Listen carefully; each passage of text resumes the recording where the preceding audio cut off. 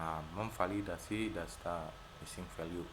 Nah, jadi untuk melihat missing value kita bisa menggunakan fungsi yang namanya isNull ya. IsNull atau isNa itu sama aja ya. Kalian bebas di sini misalnya saya ketik df isNull seperti ini ya.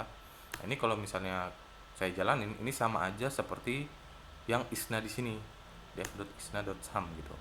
Jadi sama aja ya, terserah kalian mau pakai yang mana gitu. Biasanya sih saya pakai isna gitu, kayak karena lebih dikit karakternya daripada isnul gitu. Tapi yang mungkin bisa diingat itu yang namanya isnul ya, seperti itu. Nah selanjutnya, oh ya di sini outputnya itu adalah kolom dan jumlah nulnya itu ada berapa gitu. Nah kalau misalnya kita lihat di sini, nah ini trace BPS itu jumlah nulnya ada 99 data gitu. Atau misalnya slope di sini jumlah nulnya adalah 503 data. Seperti itu. Nah, selanjutnya itu adalah visualisasi heat map untuk melihat lokasi data yang hilang. Seperti ini ya. Ini kalau misalnya kita copy data kodenya itu akan seperti ini. Tuh. Nah, kita jalanin outputnya akan seperti ini. Gitu. Nah, ini itu untuk membuat visualisasinya itu menggunakan Matplotlib dan Seaborn gitu. Tapi sebenarnya ada library yang lebih ringkas lagi yang namanya tuh missing no gitu. Jadi misalnya di sini import missing no as SNE MSNO seperti ini ya. Nah, lalu misalnya di sini kita namanya itu M msno dot matrix ini langsung lalu diisi dengan data frame-nya di sini. Nah, kalau misalnya kita jalanin, oh sorry ini. Nah, kita jalanin ini sama aja ya seperti yang ini gitu. Cuma kodenya lebih ringkas gitu.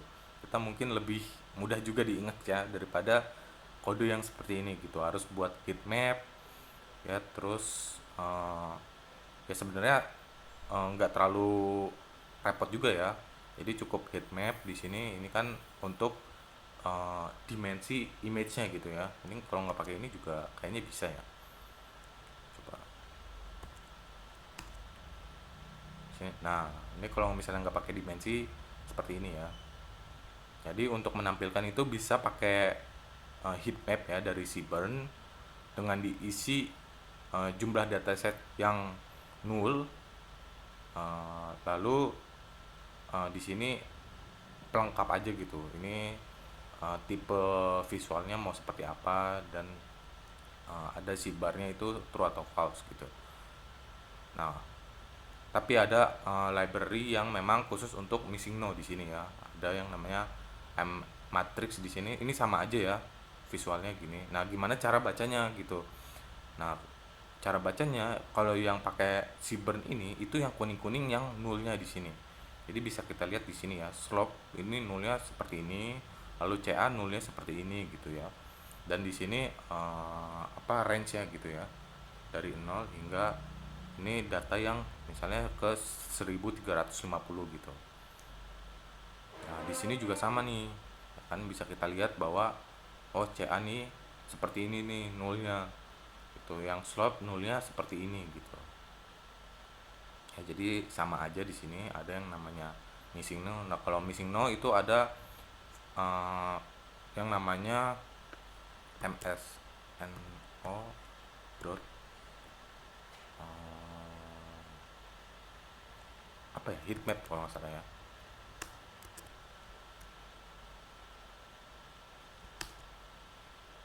Nah, jadi kalau dari library missing no itu ada yang namanya heatmap juga.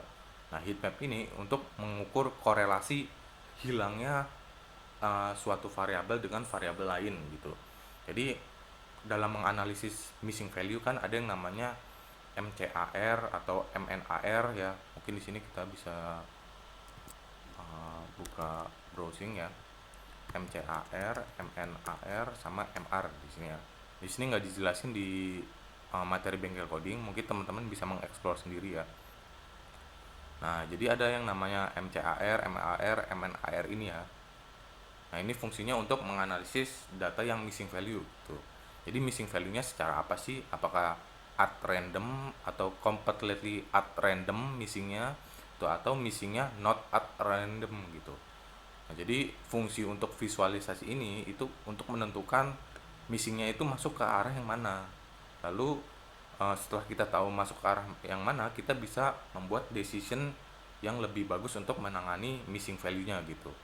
Jadi setiap missing di sini, tipe missingnya itu ada penanganannya tersendiri gitu. Nah, nanti akan dijelaskan ya apa aja penanganannya seperti itu ya. Nah, kita lanjut dulu di sini. Nah, ada yang namanya duplikasi data. Jadi duplikasi data itu dapat menyebabkan bias dalam analisis. Jadi harus kita hapus.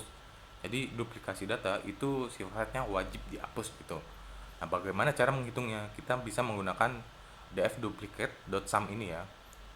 Coba kita langsung coba aja di sini. Nah, jadi pakai df.duplicate.sum di sini untuk melihat jumlah data yang duplikasi.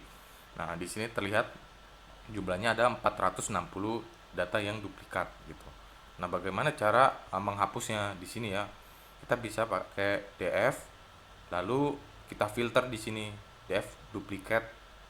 Oh sorry, salah. Di sini itu untuk melihat data yang duplikatnya itu seperti apa sih, gitu ya. Jadi kita filter di sini df-nya dan kita tampilkan yang duplikasi itu seperti apa gitu ya. Nah, di sini bisa kita lihat gitu, seperti ini gitu. Nah, jadi kode ini itu fungsinya untuk menghitung jumlah total baris duplikat dan menampilkan semua baris duplikat termasuk baris aslinya dan duplikatnya seperti ini ya. Tuh, jadi ada, kalau kita tampilkan baris aslinya itu ada 552 rows gitu. Nah, seperti ini. Lalu next ya. Nah, ada yang namanya unique value.